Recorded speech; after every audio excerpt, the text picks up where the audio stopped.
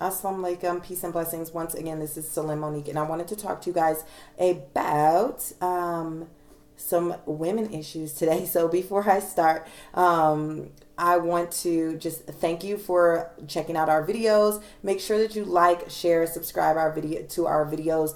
We'd love to have your support, and this is the path that we're on, and we just want to pull people out of darkness and into the light as much as we can by the grace of Allah. So this subject I've been kind of trying to avoid it because it is touchy and it is it's kind of out there, but we have to discuss it because this is something that could cost women their salvation in the hereafter. And the reason for it is because there are a lot of man-made rules when it comes to what you can and cannot do when you are on your menstruation. And as we all know, all women, we go througthe time of the month, and this is the wonders of being a woman. Okay, so first and foremost, it's one of the many wonders of being a woman, but at the same time, it's very important that we understand that our creation does not limit us to our forms of worship, the ibadah that we do for Allah, inshallah. Okay, so I want to go over some things with you guys, just to be clear. So before I start, alhamdulillahi rabbil alameen, bismillah. Now, once again, I always go by this because Allah says that all of His laws are in His book. He says that His book is clear, and that there aren't any other all of His explanations are in the book. He says that He did not leave anything out of the book, and I'll just go back over these ayahs again. He says, today I've completed your religion for you. He's perfected I always say religion. I'm going to change this because it says religion, and I just don't like that word. I like deen. This is a deen. This is a way of life. Religions have rituals and ceremonies and things like that. This is not what Allah has revealed to us. He's revealed to us our deen, and He has perfected it. So everything that is in the Quran is perfect. So you don't have to go outside of it, because He says, shall I seek other than God as a lawmaker, when He has revealed to you this book fully detailed? And that is Surah 6 verse 114. He has also said in Surah 6 verse 38, we did not leave anything out of the book. So He is letting us know that everything is there. He says, we have brought the book in Surah 16 verse 89. He says, we have brought the book down to you, providing explanations for all things, plus guidance and mercy, and giving news to the submitters. So if you can understand those verses, if you can really understand what I'm saying here, then it should be easy to follow, because He is saying that everything, all of His explanations for everything are in His book. All of His laws are in His book. So anything that is outside of the book is not coming from Allah, if it's pertaining to deen. His deen is perfect. His deen is excellent. So let's go ahead and get started. So as as women approach their monthly friend, okay, the monthly visitor, they are automatically told that they cannot do certain forms of worship to Allah. Women are told that you cannot pray. So you are to take those 7 days, 5 to 7 days, and you are supposed to not have a prayer. Women are also told that they cannot touch the Quran because they're unclean, that they can't, handle the book. This is an abomination or something. I don't know. Women are also told that, let me just go over this. I'm going to go. Cannot perform Hajj. I've even heard that you cannot recite Quran even when you are on your period. Also, you cannot fast during the month of Ramadan, and it is currently the month of Ramadan. So all of these prohibitions have come, but what's interesting is that Allah doesn't mention any of them in His holy book. He does not mention any of these forbidden prohibitions. And He says that every explanation is in the book. Every detail. His book has a detailed account of all things. And he did not leave anything out of the book. He says that we did not leave anything out of the book. Okay. So we have to go back to that. All right. What does Allah say about menstruation? He says, let me go back. Okay.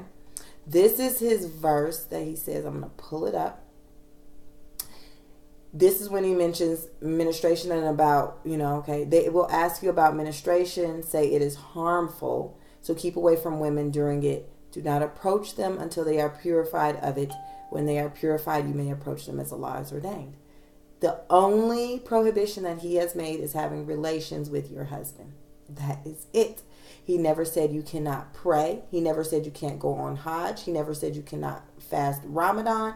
He never said that you cannot touch the Quran. He never said any of those things. So where did this come from? And I'm just going to go by some opinions of my, of my own here, because this is really, it bothers me, because for years and years and years, how many prayers have I missed? How many prayers have we missed? We miss a year? 7 times 12 is, why can't I think right now? 7 times 12, 84. Okay, so that's crazy. That's crazy. That means that you have missed 84, not prayers, 84 days of prayers. Now multiply that by the number of prayers per day that you do. And it's just like, oh my God. And then think of all the years that you have spent and you were told that you could not pray or you could not fast.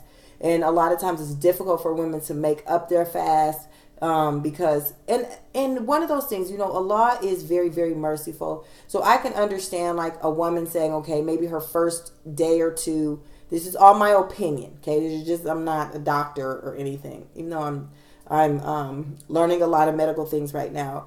But at the same time, I can see that, if a woman is having really, really bad cramping, they're really uncomfortable, they're hot, they're just really, really uncomfortable, and them taking a couple of days off to not fast, I can see that happening. But at the same time, Allah never said that you could not fast. Now, some people will say it's unhealthy, but I must say that your body is going through a detox when you are being cleansed in 2 ways at 2 times. So that has to be like some benefit, subhanAllah. Okay. He has not said that you can't pray. How many times have you wanted to pray so bad? Because, during that time, your hormones are up. You are upset. Sometimes you get upset. And guys, if you're on here, get out of here. Get out of here. TMI. Okay. So, but anyways, you get PMS, you feel cranky, you feel whiny, you feel like you want to cry. And sometimes you just you want to just pick up the Quran and read it, or you want to bow down to your Lord. Allah never said that you could not. And if we think about it, who would want us not to pray? Who would want the woman not to pray? Who would want the women not to pray? Think about this, okay? Think about this. Who would want the women not to pray? Shaitan. He would not want us to pray. So, yes, there are hadith that says, Aisha did this, and this is what happened when she was on her period, and she was crying because she couldn't make Hajj and all this stuff. Allah never forbade it. And if he would have clearly put it in the Quran, because he puts the things that he has forbidden. You can't go. So he mentions like when you can't go near prayer. You cannot go near prayer if you are intoxicated. So he tells us do not go near prayer while you're intoxicated. So that means if you're drunk, he mentions it very, very clear. Do not go near prayer if you are intoxicated. And I can I'll see if I can, I don't know, try to pull up that verse. I wish I would have pulled it up a little earlier. We'll try to find that. But anyways, he let's see, maybe I can get it. But he clearly has stated you do not go near prayer. Okay, let me see. Okay, it's verse 443. Allah says, oh, you have believed. This is when he tells you to not go near prayer. Okay. He says, do not approach prayer while you are intoxicated until you know what you are saying or in a state of janaba, except when those passing through a place of prayer, until you have washed your whole body. And if you are ill or on a journey or or one of you comes from the place of relieving himself, or you have contacted women and find no water, then seek clean earth and wipe over your faces and your hands with it. Indeed, Allah is ever pardoning, forgiving. So he's telling you that if you are not clean, you haven't washed up, you haven't made wudu, you haven't if you were on a journey, if you had relations, if you're intoxicated, those are right there. Boom. He's telling you where you are not allowed, when you are not allowed to pray. The woman having her menstruation is not mentioned there, guys. It is not there. He could have clearly said, do not go, believing women, do not go near prayer when you are on your monthly friend. He didn't say that. He did not say that. He didn't say that you could not go on Hajj. He did not say that you could not touch his book. He did not say any of those things. Okay? He only forbade having relations with your husband. That's it. Okay? So it's very deep, guys. Like, we have to remember, Allah had to reveal a verse that, you know, this book was brought to a group of people who were so treacherous during the time when it was revealed to the Prophet Muhammad. May Allah send peace and blessings upon him. They were so treacherous. They were so hateful to women that they would bury their daughters in the dust. Like, that's, I mean, and like, you know, this book brought, you know, when this deen came into fruition, it brought women up as equals, and yes, we have different roles as men, but at the same time, Allah says that, you know, he has you know, rewards for the believing men and the believing women, you know, and he doesn't make a distinction. He tells us the best of those are those who are best in their deeds. So that is letting us know right there that, you know, he's not distinguishing, you know, he's given us something. This is his gift for all of us women. You know, alhamdulillah, gives us the gift of life because we're able to bear children and everything once we have it. But at the same time, he's not making it so that we can't worship him in any way. And who would want us not to worship Allah? And there's so many women who are going to miss part of their Ramadan. They're going to miss a good week, sometimes a week and a half, sometimes 2 weeks of their Ramadan, because they are, they're told that they can't pray, that they can't fast, that they can't do any of the ibadah, you know, that they, and you know, it hurts. I've been there, done that. And I'm telling you now, do not let yourself fall into the trap. Read for yourself, learn for yourself. Do not follow what people are saying, okay? And then he also says about it, and he mentions it about divorce. He says, in the case of those of your wives past the age of menstruation, if you have any doubt, their waiting period should be 3 months. And that also applies to those who never menstruate. The time for women who are pregnant is when they give birth. Whoever has fear of Allah, he will make matters easy for him. So he talks about it when a woman is pregnant. And Allah, you know, and just like Allah does not wish to place any hardship on you.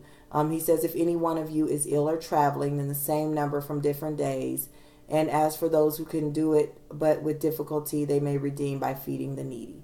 So Allah, you know, if you know that, you know, you have to take Tylenol, you have to take Midol, you got to take some Advil in order to make it through those first few days of your menstruation, and you are, you know, struggling with that, then do what you got to do. You can make those days up. But at the same time, he did not say that to not fast the entire time. Okay, so just be, you know, just really look at that. You know, I know that this is a big issue, a big thing, and I'll be discussing more of women's issues, things that we've been told that are a part of falsehood or that do not come out of the Quran, but they're out of something else, and it has put us into almost a box or like a prison where women feel like we can't get out. And Allah never said that there's a lot of things. So we'll be going over those things. But I just wanted to discuss this as one of those issues where I have been hesitant to talk about because it's already embarrassing enough as it is. But at the same time, it's something that we have to talk about. We need to bring up because we're missing out on important deeds, and who would want us to miss out on those?